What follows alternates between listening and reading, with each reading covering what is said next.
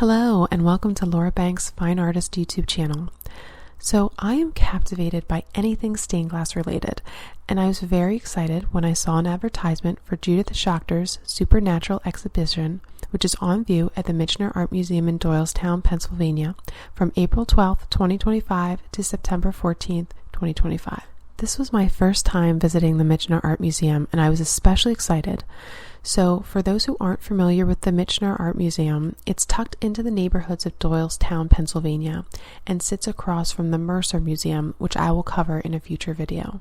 So, fun fact, the Michener Art Museum is contained within the walls of a former Bucks County jail. You can see the remnants of this time when you're walking outside in the sculpture garden. There are these really high walls that surround the area. It's kind of a neat feature. The Michener Art Museum is a smaller scale museum, but features lovely Pennsylvania Impressionist paintings and is dedicated to preserving the artist heritage of Bucks County and its regional artists. The highlight of the Supernatural exhibition is an 8-foot high by 5-foot 6-inch in diameter glass dome in the center of the room. The dome took a year and a half to complete and is the culmination of the artist's 2023 Artist in Residence program at the Penn Center for Neuroaesthetics. So according to the artist's blog, the Supernatural Dome is a stained glass environment representing a 3-tiered cosmos. It explores the idea of biophilia, which is kind of a new concept for me. Biophilia is the human tendency to connect with nature, and that this connection is rooted in our biology and important for our well-being. This concept makes a lot of sense to me and probably does to a lot of people. I don't think we get outside enough in our modern lives. And there is definitely a certain peace that you can only find when you're out in nature. For me, it might be taking a long walk or being out in my garden, but there's just something about our need to be in nature. So the exhibition is open only from 11 a.m. to 3 p.m. But the great thing about this exhibition is you get to enter the dome itself. So to enter the dome, you actually have to follow a few guidelines first. They want to make sure this is a really organized viewing experience. So you have to wait in line, and they only allow one guest at a time. You're not allowed to bring anything large into the dome, so you have to check any large coats or bags or purses or backpacks or umbrellas and things like that at the front desk. You're only allowed 1 minute per person, but you can go back as many times as you want. I didn't find this was an issue when I went. I actually went right when they opened, so I could get in there pretty quickly. Of course, they don't want you touching anything, and that kind of goes without saying. You're allowed to take as many photos or videos as you want. They just don't want any tripods or selfie sticks in there. Overall, it was a pretty organized viewing experience. So when you step into the dome, you're surrounded by all this beauty and color. Again, this is representing the 3-tiered cosmos. The imagery of the dome I found to be really magical, very beautifully done.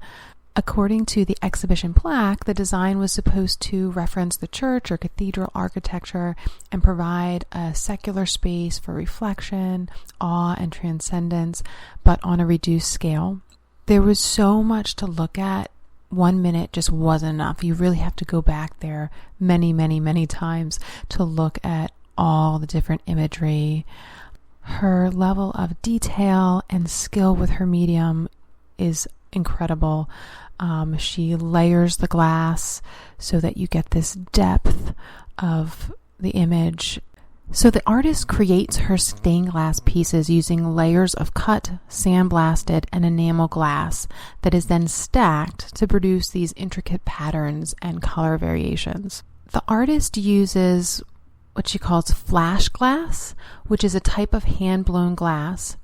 And the flash glass has a thin veneer of an intense color that covers a base layer of a lighter color. So the artist creates patterns and tones by sandblasting the surface to remove the colored layer. And then the finer details are created using a rotary tool and diamond hand files. So then the artist takes either black enamel, transparent fuchsia enamel, or silver stain, and she then paints them onto the surface of the glass, which is then fired in a kiln. And it's this layering of techniques that creates the artist's extensive color palette. Then she solders the pieces together with copper foil and a lead matrix.